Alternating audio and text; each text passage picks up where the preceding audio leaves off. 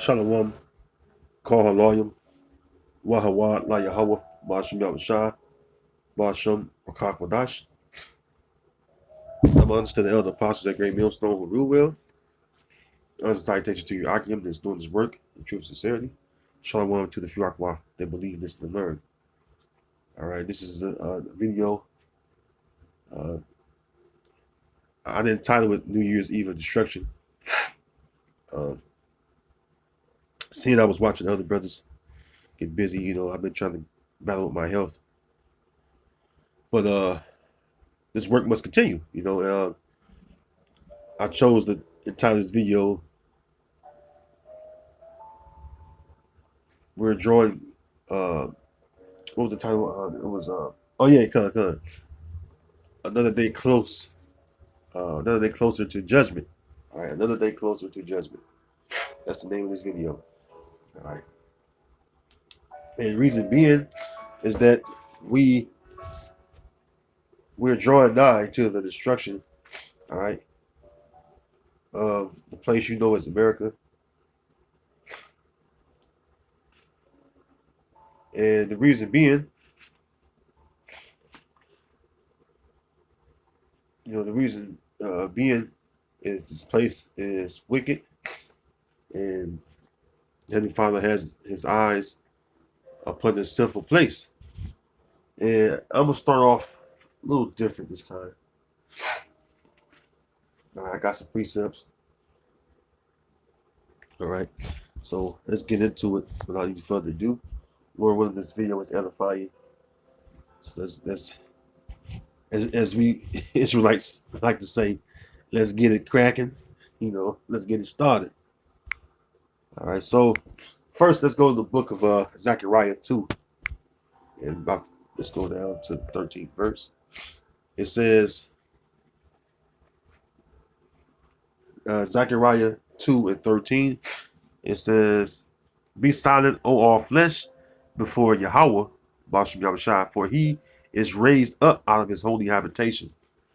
Yeah, so the Most High is raised up out of his holy habitation. Why does the prophet Zechariah say this? Because again, we're in a time where great judgment is being handed out. And so the Heavenly Father, all right, is getting ready to issue out that ultimate judgment for America, all right, which is Babylon, the scriptures, which is the end game, or the ultimate judgment is going to be those missiles. All right, so we're drawing near that day where the Most High is going to raise up out of his holy habitation and is going to judge this place, which we're looking forward to, okay? We're looking forward to that, okay? Micah 1 and 2. "Hear all ye people, hearken, O earth, and all that therein is. And let the Lord power, Yahweh Basham Yahushua, be witness against you. The Lord from his holy temple," all right? "For behold, Yahweh Basham Yahushua cometh forth out of his place, and will come down and tread upon the high places of the earth." Well, the reason he's coming to do that is because why? You have the wickedness ruling. We know that according to Malachi 1 and 4, that's talking about Esau, Edom. Okay?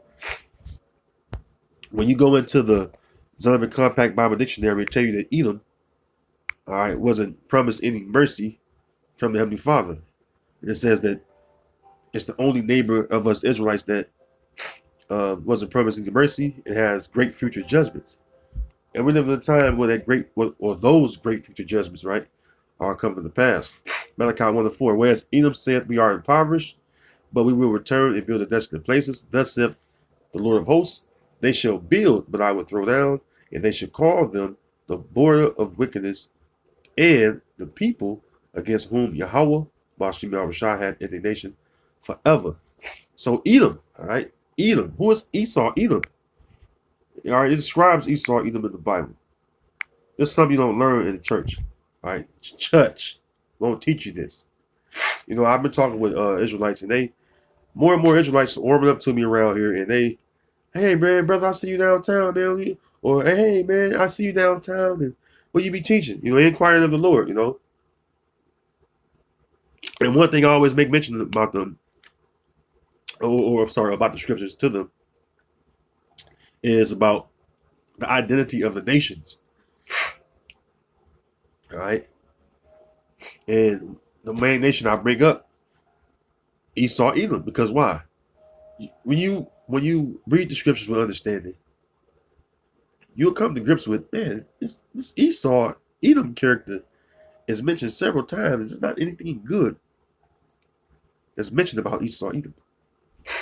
Why is he always uh, at Jacob's throat or trying to devour Jacob?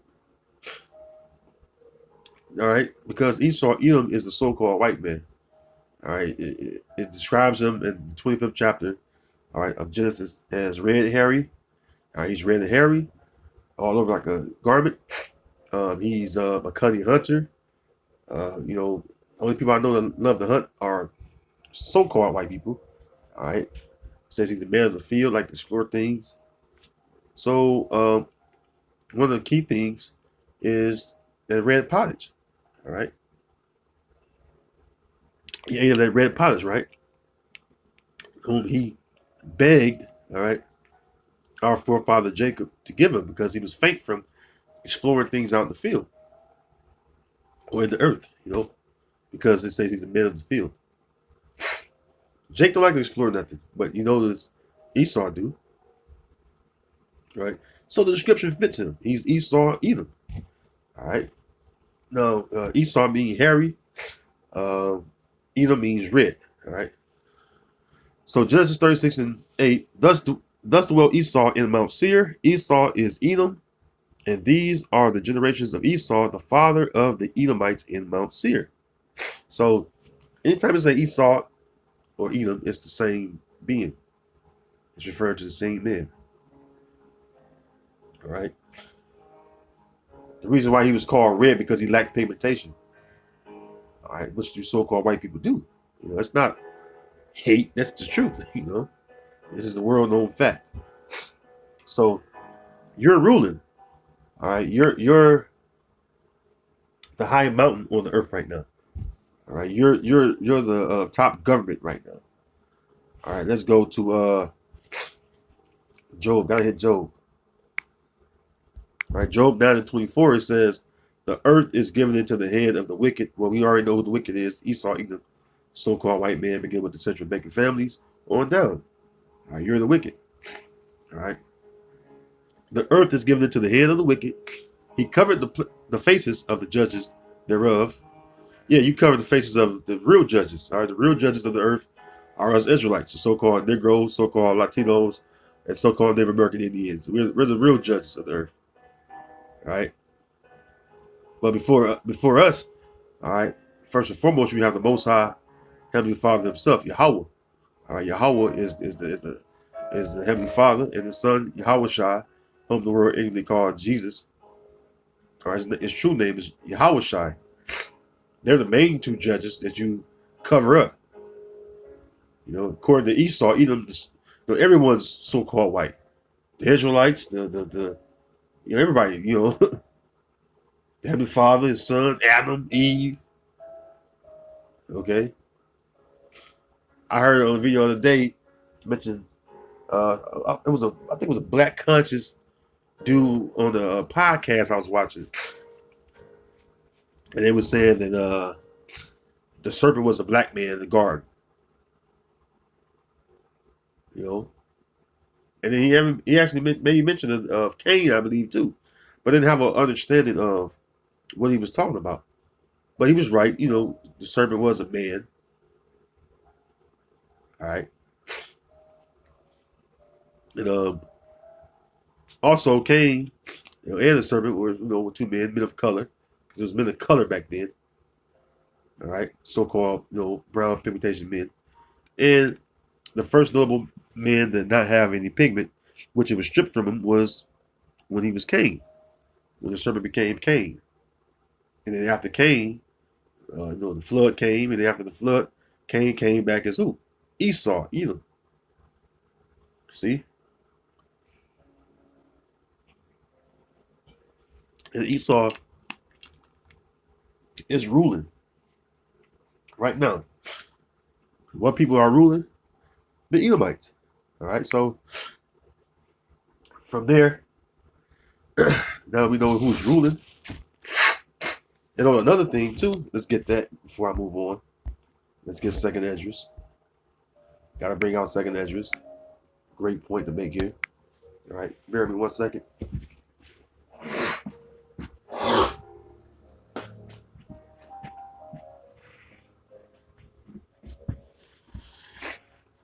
All right, Second Esdras 6:6. It says, then did I consider these things, and they all were made through me alone, and through none other. By me also they shall be ended, and by none other. Then said I, then answered I and said, what shall be the parting of sunder of the times? Or what shall be the end of the first and the beginning of it that followeth? Excuse me. So the prophet Esdras is inquiring, all right, of the Lord through this angel, and asking him, excuse me, what's going to be the sign that the times are order. When I say times, the ages, right? Rulership is getting ready to change. In other words, verse 7. Oh, sorry, verse 8. And he said unto me, this is reply, from Abraham unto Isaac, when Jacob and Esau were born of him, Jacob's hand held first the heel of Esau. All right. And this is the account you read in the 25th chapter of Genesis. All right. It says, verse 9, for Esau is the end of the world. All right. That's the aeon sense, right? Age, rulership. And Jacob is the beginning of it to follow it. All right. It says, the hand of man is betwixt the heel and the hand. Other question, Esdras asked thou not. So the angel gave it to Esdras plainly. Look, Esau, all right, is the end of the world. And Jacob is the beginning of it that followed. So we live in a time where we're at the very end, all right, of Esau's age. All right, this is the final age that he will rule. Okay? And we're at the end of it. Salakia. So continuing on, all right, Salakia. So the angel told Esdras that Esau is the end of the world and Jacob would be next. So from there, let's get back to Esau's kingdom, all right? Because Esau is the wicked, as we have learned. All right, his kingdom that he has is a kingdom of wickedness. All right. Now from there, let's go to the book of Amos. We're going to hit Amos chapter 9 and verse 8. Amos 9 and 8 says, behold, the eyes of the Lord power, Yahweh, Ba'ashem Yahweh Shah, are upon the simple kingdom, and I will destroy it from off of excuse me, and I will destroy it from off the face of the earth. Right? What's the simple kingdom? Shalaki. Shalaki again. Like I was saying though, dealing with the fact that this is a simple kingdom, well, let's get into how Esau's kingdom is sinful. All right, because we know that we became a simple kingdom, and the Lord punished us for our iniquities, right? And we was removed into the corners of the earth, which the corners mean ghetto or slum areas. Even at this day, we're in ghettos or slum areas. So how much more Esau, and Esau is the wicked. All right. Now, how can we prove that Esau kingdom is wicked? Well, there are a few precepts. Let's go to the book of 2 Thessalonians first. That's a good one to start with. 2 Thessalonians chapter 2, verse 3. It says, let no man deceive you by any means, for that day shall not come except there come a falling away first, and that man of sin be revealed, the son of perdition. Well, who is the man of sin? We know that we sin, all right, Well, you had the wicked, which you took this book, all right, and said that you would do and keep the words of this book, which is the Bible, all right, the King James Version 1611 Bible, all right, Psalms 50. But unto the wicked, the Most High said, what hast thou done to declare my statutes, or that thou wouldest take my judgment, in his mouth? All right, roughly paraphrasing. But this is Esau, Edom, the wicked, man. How you're the man of sin? You're against every law that the Heavenly Father set up to be. You're against it. How do we know that? Well, it's proven because we know the Most High's law is perfect, right? So if you say in God we trust, but you claim you trust in the Heavenly Father, right? Well, is not the Heavenly Father's law perfect?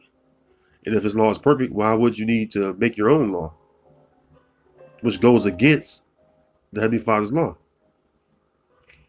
See? Simple. Verse 4, who opposes and exalted himself above all that is called the Most High, or that is worship. Yes. You exalt your law above the Most High's law. All right. You want to be worshipped like you the Most High. All right. It says, so that he, as the Most High, sitteth in the temple of the Heavenly Father, showing himself that he is the Most High. And this is what you want to do, Esau. You want to portray yourself as the Most High. The Most High look like you, according to you. Everything. All right. Verse 5, remember ye not that when I was yet with you, I told you these things. All right. So this was told to the men of the Lord of old. All right. Verse 6, and now you know what withholdeth that he might be revealed in his time. Yeah, and you've been revealed through your through your time that you've been ruling. You've been revealed as being nothing but the wicked and the son of perdition, meaning perdition means destruction. You're a master. You're an expert at destroying things. I mean, look at the state of the earth. It's not the earth in the destroyed state. Water contaminated, air contaminated, food contaminated. Shit, there's nothing that's not contaminated. All right.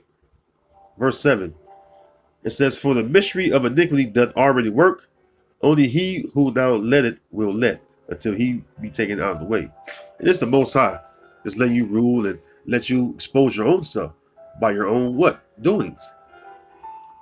Using us as vessels to bring out, all right, all the scriptures that prove that you're the wicked, and based on the actions that you displayed, all right, since you've been ruling. Not just now, but when you were the Greeks and the Romans. And then coming back as a revived Roman Empire through America. All right. Verse 8. And then shall that wicked be revealed, whom the Lord shall consume with the spirit of his mouth, and shall destroy with the brightness of his coming.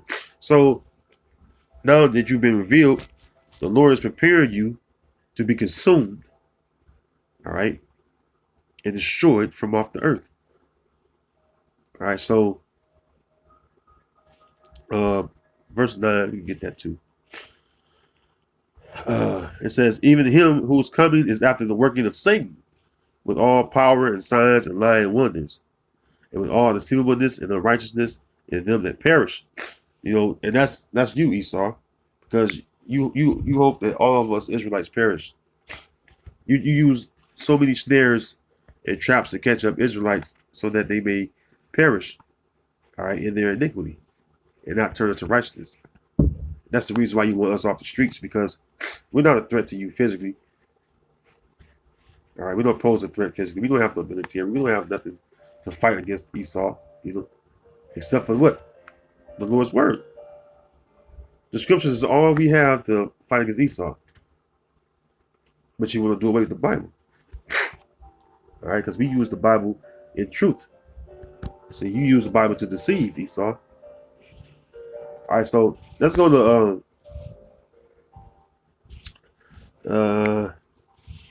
let's go to Isaiah. Isaiah 47 says, Isaiah 47:1. Come down to sit in the dust, O virgin daughter, O virgin daughter of Babylon, sit on the ground. So who's the virgin daughter of Babylon? Well, it clearly tell you in the book of Psalms 137 who's the virgin daughter of Babylon. Because it mentions who? Well, let's see who it mentions. Let's get that. Psalms 137 and verse 7. Remember, all right, it says, remember, O Yahweh, the children of Edom, in the day of Jerusalem, who said, raise it, even to the foundation thereof. So, what's that talking about? All right, why did it say, remember, O Yahweh, the children of Edom, Adawam? All right, in the day of Jerusalem. They're saying, raise it, meaning what? Destroy it. Who made how you say it? Who made yeah, the word slipped my mind right now, but you was head over heels, all right, to enter into Jerusalem and into the holy place to destroy it. That was you, Esau. Right? When you was excuse me. When you was using Vespasian and the son Titus, which that arc of Titus is a clear depiction of you raising it says, when it says raise it, right? When you raising or destroying, right, the foundation of Jerusalem, which is the temple. All right. And you're the one destroyed the temple. All right.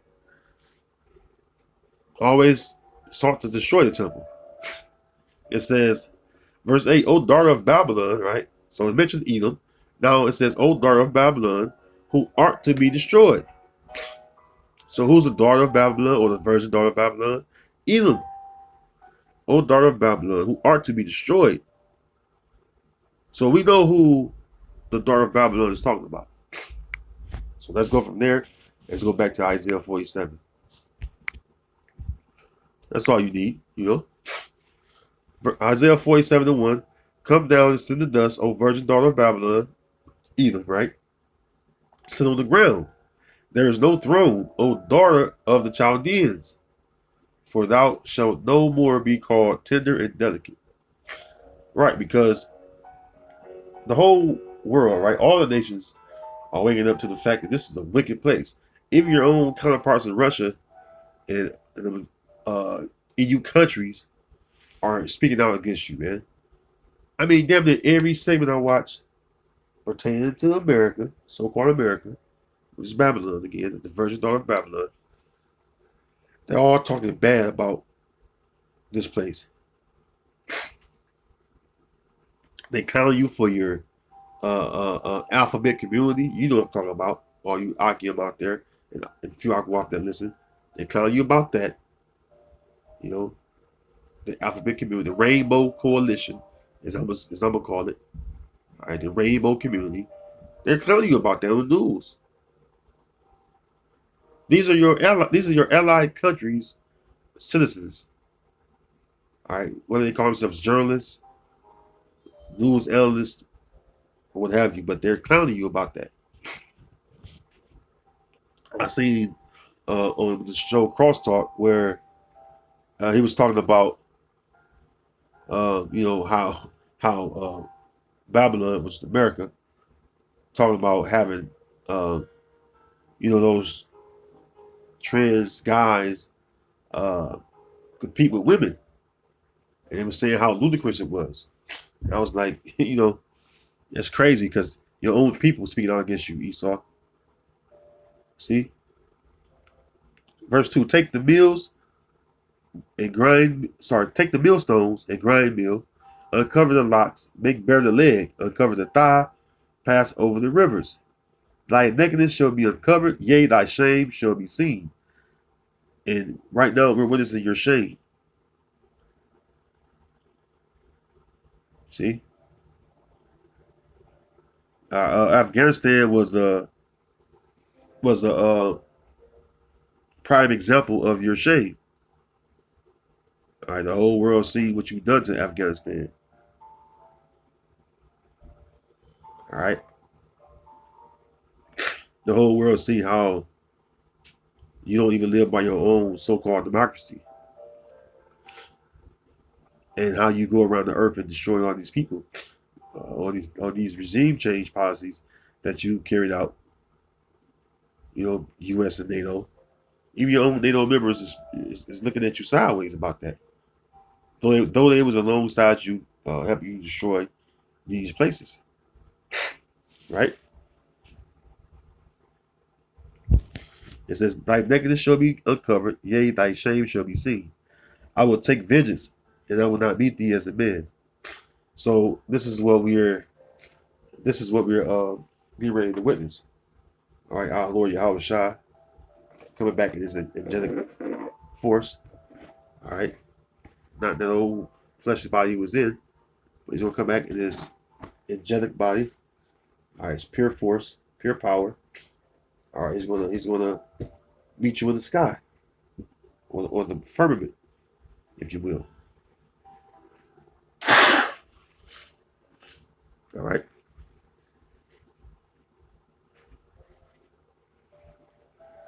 So from there, you're gonna jump down.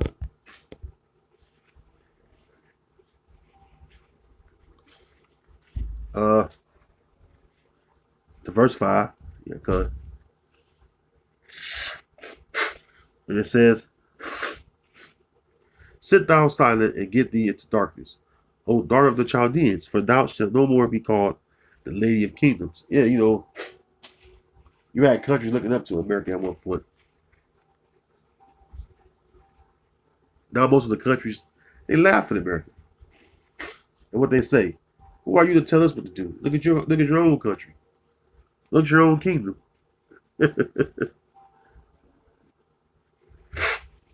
This is what they're saying. All right, all the countries that you got these so-called civil wars going on, they want you to get the hell on up out of their lands and go back to your own land. See?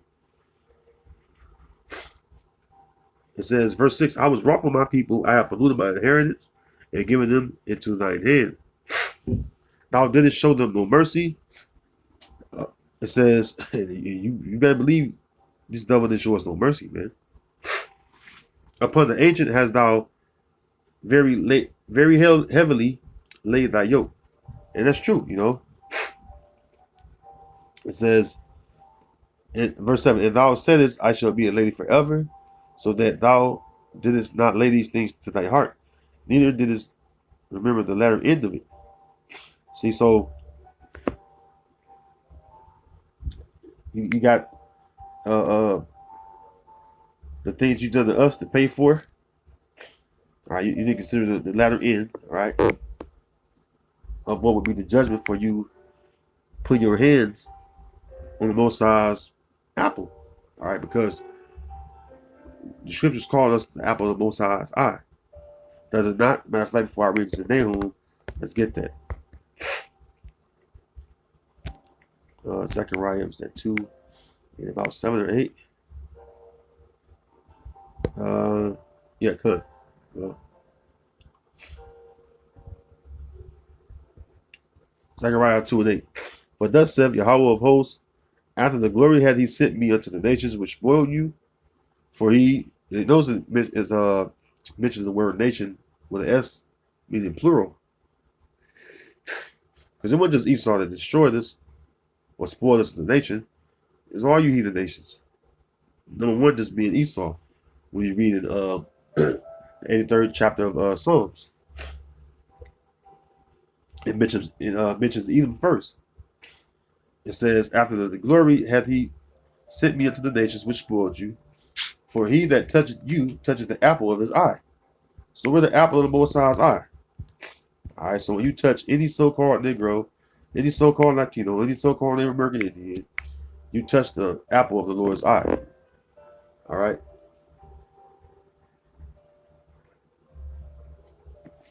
So well, it tells you in Ezekiel 25th chapter that you greatly offended. All right.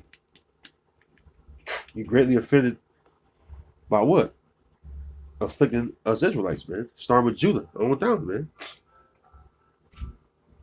All right. So you greatly offended, and the Most High is going to pay you for your offense. He's going to repay you for your offense. Nahum 3:1. Woe to the bloody city! It is full of lies and robbery. The prey departed not. And this is a bloody city. It's full of the blood of the saints, which are the Israelites. All right. Saints are the Israelites.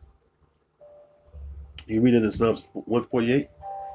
They tell you that the saints of the Most High are the Israelites, man. It says the children of Israel, people near and dear to him. And Babylon, all right, which is so-called America, all right, it has spilled our blood. All right, this land is polluted with our blood. All right, we're constantly a prey in this world, in this society, in this world, this present world we live in. All right. Let's jump down to verse 4. It says, because of the multitude of the whoredoms of the well-favored harlot, the mistress of witchcrafts, that sell nations through her whoredoms, and families through her witchcrafts. Is that not America? Is not America pushes a wicked agenda on the whole earth? What do you think this so-called democracy stems from? All right. When he's speaking about they're not a democratic republic or nation. Why? Because they're not like America. See? But you sell the nations through your vain philosophies and ways of living. All right, everything you force upon the people, all right, tends to oppress them in a way in which they can't even be themselves or even practice their traditional values. And you're forcing it upon the people, especially when you wage war against their government to first and foremost steal their goods, their resources out of their lands. You know, and you go in there and you set up your military occupation or your military occupancy, and that's how you instruct the people, or you gnash upon the people by your military might. Okay, so you sell the earth through your witchcrafts. Even when a country abides by the so-called democracy, there's the leaders are still destroyed. All right, they're still destroyed. You could be a Shalaki.